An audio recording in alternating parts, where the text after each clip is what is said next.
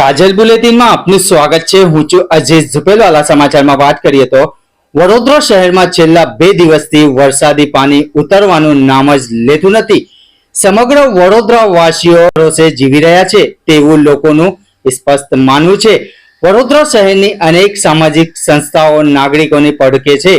આજે અમારી કાજલ બુલેટિનની ટીમે વડોદરા શહેરના વોર્ડ નંબર 14ના વાડી મોગલવાડા બકરી પોલ મદીના મસ્જિદ ખાતે પહોંચી ત્યારે યુનિટી સોશિયલ ગ્રુપ દ્વારા વરસાદી પાણીથી અસરગ્રસ્તો માટે ફૂડ પેકેટ વિતરણ કરવાનું આયોજન કરી રહ્યા હતા।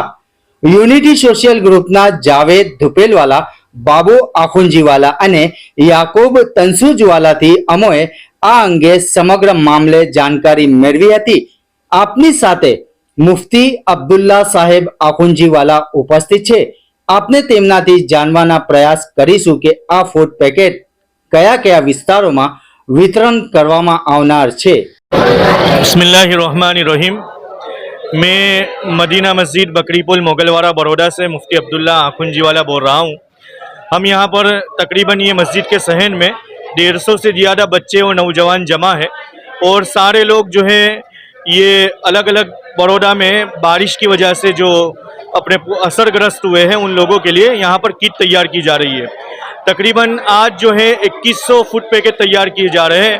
उन फूड पैकेट के साथ हम लोगों ने बिस्किट के पैकेट है, पानी की बोतल है, दूध के पाउच है, ये सारी चीज़ों का कॉम्बो बनाकर जो लोग असरग्रस्त हैं उन तक इंशाल्लाह पहुँचाया जाएगा। आज हम जो जगह जहाँ जाने वाले हैं वो तकरीबन 7-8 इलाके हैं, जिसमें मानेजा का इलाका है, मारेथा का इलाका है, घाघरेडिया का इलाका है, बावमानपुरा है, इसी तरह हरनी है, फतेहपुरा है, अलग अलग जगह पर सूबेदार की चाल अकोटा है, भट्टा है, वहाँ पर जो है हम पहुँचने वाले हैं। हमने ये काम तकरीबन दोपहर में 2 बजे से शुरू कर दिया है और असर की नमाज के बाद एक दो टेम्पो वगैरह लेकर ये अनाज वगैरह ये खाना वगैरह की किट लेकर निकल चुके हैं।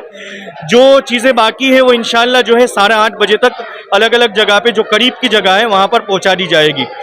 इसी तरह हमारे अलावा ये हमारा जो यूनिटी सोशल ग्रुप है ये पहले ही दिन से इसमें काम कर रहा है और हमारे अलावा भी बहुत सारी तंजीमें बड़ौदा में काम कर रही है, जैसे जमीयत उलमा बड़ौदा है जो हज़रत मुफ्ती इमरान साहब के मशवरे से काम कर रहा है, रिलीफ टीम है, हमारे यहाँ वादी में नौजवानों का ग्रुप काम कर रहा है। अलग अलग जगह पर तमाम लोग अपनी कोशिशें कर रहे हैं। दुआ है कि अल्लाह ताला इन तमाम नौजवानों की और जमात और जमीयतों की मेहनत और कोशिशों को कबूल फरमावे और नजरे बद से इनकी हिफाजत फरमावे। आमीन।